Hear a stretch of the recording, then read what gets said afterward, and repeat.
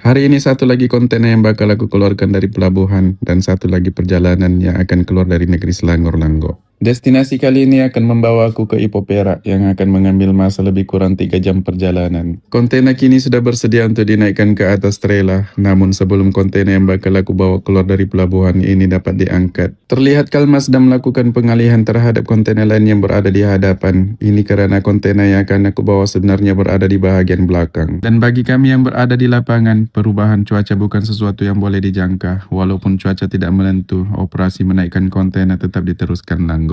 Kali ini aku memilih untuk bergerak ke Ipoh lebih awal. Sebaik saja selesai menunaikan 3 rakaat, aku terus bersiap dan mulai meninggalkan niat parking. Keputusan untuk bertolak lebih awal ini bukan tanpa sebab, karena aku merancang untuk terus sampai ke destinasi sebelum pukul 12 malam. Dan aku akan memastikan perjalanan kali ini tidak terlalu lewat, supaya apabila tiba di Ipoh nanti, aku masih mempunyai masa yang cukup untuk berehat dan mendapatkan tidur yang mencukupi. Sebagai seorang pemandu, rehat yang cukup sangat penting karena keesokan harinya tugasan masih menunggu dan perjalanan masih perlu diteruskan. Jadi aku coba mengatur perjalanan sebaik mungkin, bukan hanya mengejar masa untuk sampai ke destinasi, tetapi juga memastikan badan berada dalam keadaan yang cukup bersedia untuk meneruskan tugas pada hari berikutnya. Sekaligus menunaikan permintaan customer supaya barang yang dibawa ini dapat sampai lebih awal ke destinasi. Ini karena pihak customer juga perlu membuat persiapan lebih awal untuk proses menurunkan muatan yang berada di atas flare rack. Jadi semakin awal aku sampai, semakin mudah untuk mereka mengatur tenaga kerja, peralatan dan segala persiapan yang diperlukan bagi memastikan proses menurunkan muatan dapat berjalan dengan lancar. Aku tiba tepat pada masa yang telah dijanjikan. Lebih menarik lagi, kru yang ditugaskan untuk menurunkan muatan ini juga sudah sampai pada waktu yang sama. Mereka merupakan kru yang berpengalaman dan memang sudah biasa mengendalikan kerja-kerja menurunkan muatan berat seperti ini.